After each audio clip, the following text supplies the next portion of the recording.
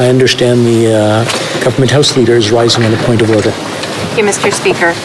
I would like to ask for unanimous consent to adopt the following motion. That notwithstanding any standing order, special order, or usual practice of the House, the recognition made by the Speaker of the House of an individual present in the galleries during the joint address to Parliament by His Excellency Volodymyr Zelensky be struck from the appendix of the House of Commons debates of Thursday, September 21st, 2023, and from any House multimedia recording. Thank you, Mr. Speaker. Oh, yes, the Honourable. I guess we have to go to the, we'll ask about unanimous consent, then go to it. All those opposed to the Honourable Ministers moving the motion will please say nay. We don't have unanimous consent.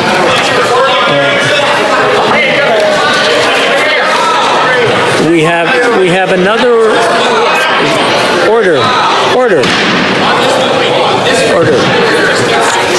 We have another point on the Honourable Member for Charleswood, St. James, Assiniboia, Headingley, and then we'll go to Toronto Danforth. Thank you, Mr. Speaker. It's important when we say no to this motion that is on such an important matter that we state our rationale. It would be order. If I can ask the Honourable Member to start over. Order. If I can ask the Honourable Member to start over, I didn't hear what he started with or what he was saying, and determine, and I want to hear what he has to say, please. To state the rationale why this motion is completely out of order. And that's why I'm rising on a point of order, Mr. Speaker. It would be absolutely wrong to strike what was said from the record. It goes without saying that those who do not learn from history are... One moment, please. I'm going to ask the clerk to come up and try to figure out what is going on here so that we can call on it. 1 second.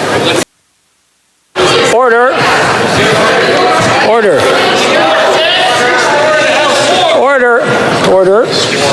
The Honourable Member for Charleswood, St. James, Assiniboia, Headingley. I'm curious to see where you're going. Please get to the point. I'm just... But I appreciate your giving me the floor to explain our rationale.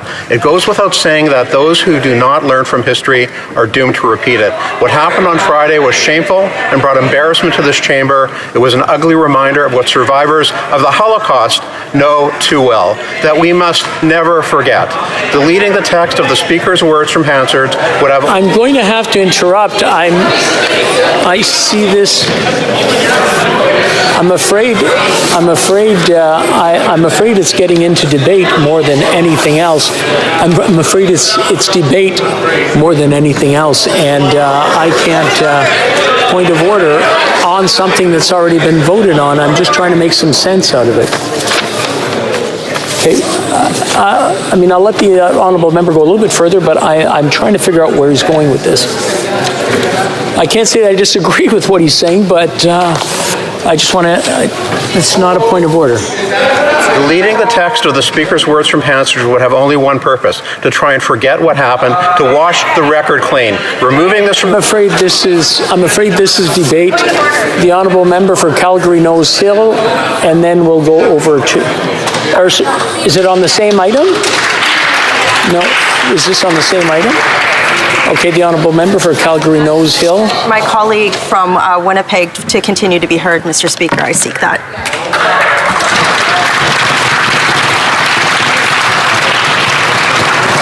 All those opposed to the Honourable Member moving the motion will please say nay.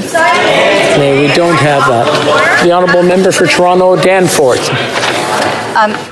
Thank you, Mr. Speaker. I think that we can all agree that what happened here on Friday was deeply hurtful, and I'm getting to it. My point of order is actually that as a Jewish Canadian, I've been very much hurt by what I've been hearing and seeing.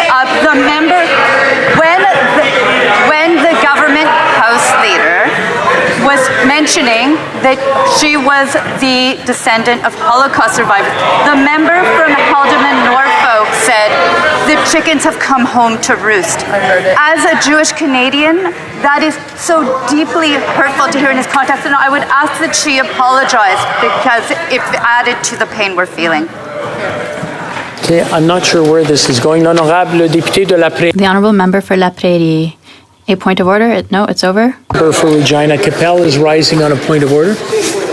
Okay, is this on the same point of... Okay.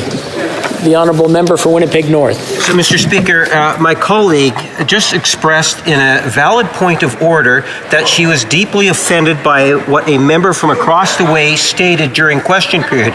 It is definitely appropriate to ask for an apology, and we look to the Conservative Party to provide that member the opportunity to do the right thing and apologize, Mr. Speaker. That was a point of order. At least let's afford the member the opportunity to apologize for the offense that was... Is the Honourable Member ready? The Honourable Member... the Honourable Member for Kingston Frontenac is ready. You got it, Mr. Speaker. Mr. Speaker, like the member who raised this, I too have Jewish ancestors. My mother is Jewish. Our ancestral village or town of Białystok in Poland, 95% of the Jewish population was murdered during the Holocaust.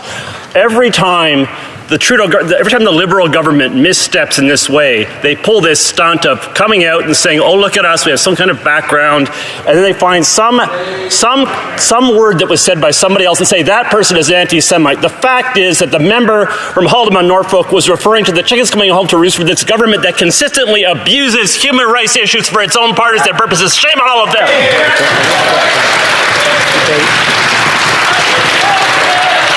The Honourable Member for Regina Capel is rising on a point of order.